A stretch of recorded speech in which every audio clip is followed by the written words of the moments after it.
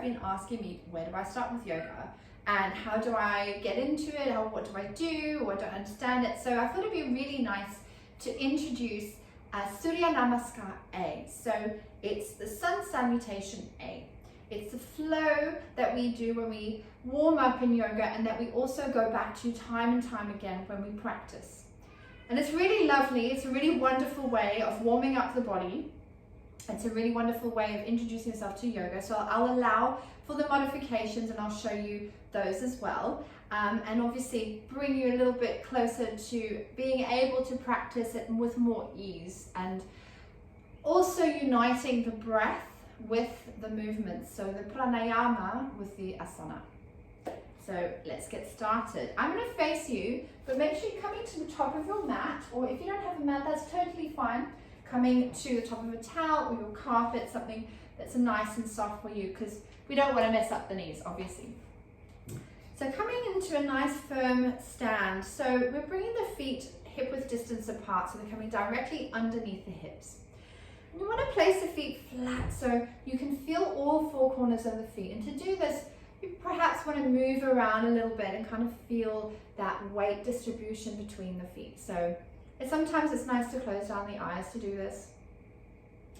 Just feeling, where do you feel evenly weighted in both feet? And then just stopping there. And then bringing awareness into our toes. So lifting the toes, spreading the toes, and then dropping them again. So repeating that and lifting the toes, spread the toes, drop them again. We often forget about our feet, and they take us everywhere.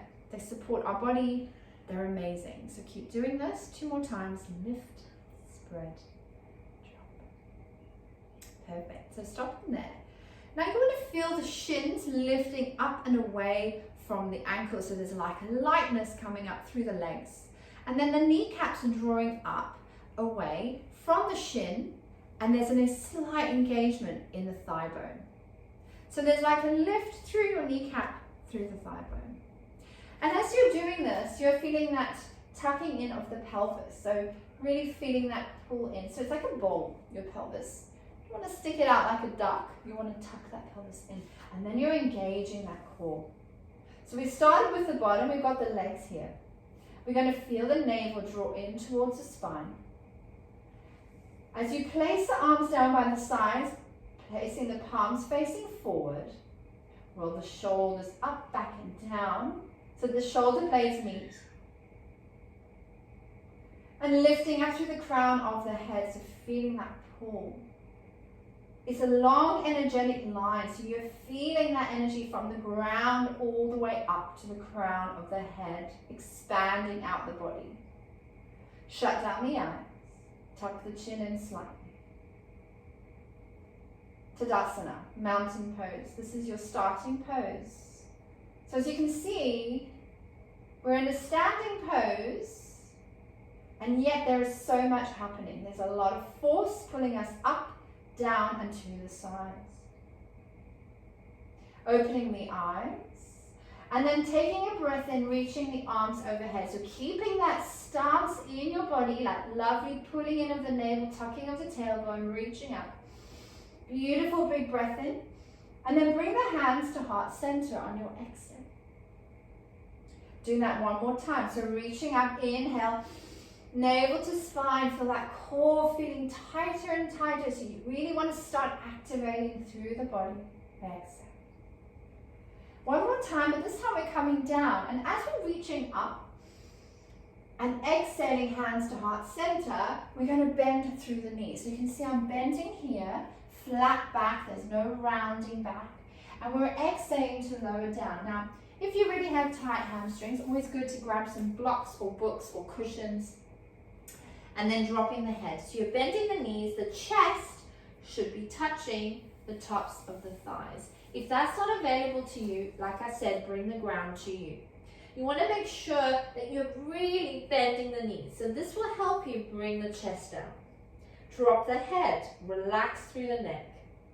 Drop the hands and breathe. Feel that connection to the earth and feel that connection from the chest to the thighs. Placing the weight towards the front of the feet and then towards the heels. This time on a halfway lift, if you do have any supporting items, please use them to push yourself up. And we're going to come into a flat back. So the legs are extending up, a nice straight line there in the back of the legs. And then you're lifting up through the belly and there's a flat back. So you're opening and broadening through that collarbone. Placing the hand on the top of the shins and then rolling the shoulder blades back. Breathe. So you want to inch that weight into the front of the feet here rather than into the backs of the feet. As you're inching into the weight into the fronts of the feet, you're inhaling and the navel comes towards the spine. So active here, beautiful pose. And then exhale to forward fold. Bend the knees, chest on top of the thighs. Let's try that again. So inhale to halfway lift. So again, if you have anything like books to help you, you can place your hands on those, extending the legs. And the glutes are really active here, stretching through the hamstrings. Or hands onto the shins. And exhale to forward fold. Do that on your own now. So let's inhale, halfway lift. Everything is active. And exhale to forward fold. Bend the knees, drop the head. Good. So placing the hands onto the mat or onto your blocks or props. And we're going to step that right foot back into a lunge. And as you're doing this, always using your core. So instead of stepping back in one big go, try to use your core to lift that leg up and the strength in that thigh to lift it up and extend it back super slowly and landing as light as a feather. So dropping that right leg. As you're dropping that right leg, you're dropping that right knee. So coming into lunge, untuck the toes or toes tucked, that's up to you again. And if you need any support on your knee, always bring a pillow or a blanket or fold the mat up underneath the knee. So you're coming into your low lunge here, making sure that this knee is directly over this ankle. That is a crucial element. You do not want this knee coming over the toes. You're going to damage your knee doing that. I know, I've got a bad knee from this. And then coming from this position, we're going to reach up into our easy lunge. So under asana, reaching up nice and tall. So as you're here, you're going to rotate those pinkies towards each other as if you're holding a ball. And what you're doing here is you're activating through the triceps and the biceps, as well as through the traps. And you're sinking into that hip. And then you're imagining that your left leg and your right leg are scissoring towards each other. So you're drawing them in, pushing the floor away, either on the top of the right foot or onto the toes, and breathe. So a pose like this, you know, it's a simple, fairly simple pose, but everything is active. You're drawing in from the middle and squeezing that ball between the hands, feeling the left foot pressing into the ground, and breathing. And then exhale to come forward, framing that front foot, tucking that right toe under. So you're pushing back into a lunge again, lunge position. We're going to take that left foot and step it back into a plank. So these are the options here. If you were in Suryianamaskar and you do not want to go into plank, that's too much for you, absolutely fine. Do what's right for your body. This is not a competition, this is yoga. So you'll be exhaling like this, right? Keeping the hands onto the floor and then bringing that left knee in towards the right. Placing the hands flat, slightly forward from you, and then coming into your modified plank. If you are here, tuck that tailbone as we did when we first started in our Tadasana, mountain pose. And then you're rolling and doming through the back, pushing the floor away, and most importantly, spreading those fingertips wide. So if you're here, pausing here for a second. We'll start by doing it with modified plank, and then the second round we'll do with plank. Taking a breath in, and on your exhale, you'll be inching forward. So what's happening is you're coming over the wrists. So you can see my shoulders and my wrists are aligned. Keep squeezing that tailbone and tucking underneath, navel to spine. And then on your exhale, your elbows will come in towards the rib cage. So it's like a mini push-up, pushing those elbows in. So you can see from this angle, I'm going to be coming down like this. If you're coming down with your elbows coming out, that's completely wrong, and you might injure yourself, really doing a lot of damage to your shoulders. So you're coming forward over the wrists, and then exhale to lower. And amazing, again, keeping that core nice and tight, amazing for turning up the arms and strengthening through the arms. And the slower you go, the better it will be. So untucking these toes here, we're coming into baby cobra. So you're on your tummy, the toes are untucked, all 10 toes are pressing into the mat. So you're not rolling in or out onto the toes, you're trying to push all 10 toes into the mat. And as you can see, my kneecaps are lifting up off of the mat and my tailbone is tucked under. Fingertips are spread wide and elbows are coming in. So you're really squeezing the shoulder blades together. Navel to spine to protect the lower back. Inhale, baby cobra, roll the shoulder blades up and back and lift up. So you're using the strength of your arms and the legs are pressing into the mat. So that's how you do your baby cobra, and then you're exhaling down. Amazing. Tucking your toes underneath, taking a breath in, and then lifting up through the body, so keeping that core tight. So it's a reverse plank. You're going backwards into plank, and then you're exhaling back onto the heels, dropping the forehead for a moment, and then inhale, downward dog. So in your downward dog, you're taking a breath in, you're rounding through the back, chin to chest, and you're lifting up through the knees and pushing the hips to the sky.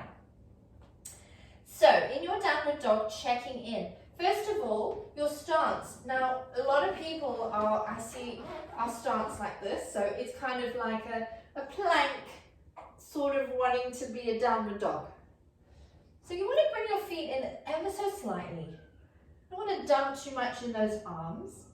And imagine that your hips are being lifted up towards the sky. So your sit bones really want to reach up. And the weight between the hands and the feet is even. Again, you want to feel that the arms are pushed, the hands are pushing into the mat as much as the feet are pushing into the mat.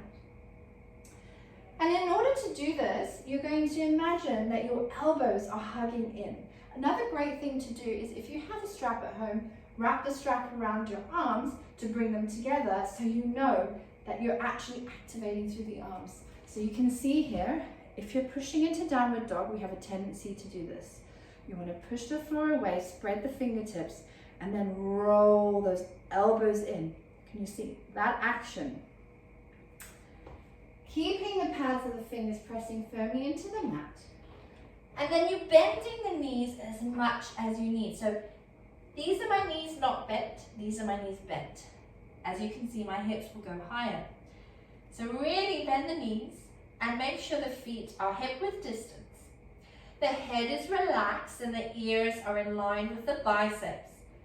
So you're looking in between the feet, basically. And believe it or not, this is a resting pose in yoga. But of course, the more you practice, the more you will feel this. I promise you. So coming together, so bring the big toes to touch. And then you'll be bending the knees, looking between the hands, taking your breath in, and then exhale, walking to the top of the mat. So not many people can keep their hands down for that long because tight hamstrings. I am one of them from running, especially the right.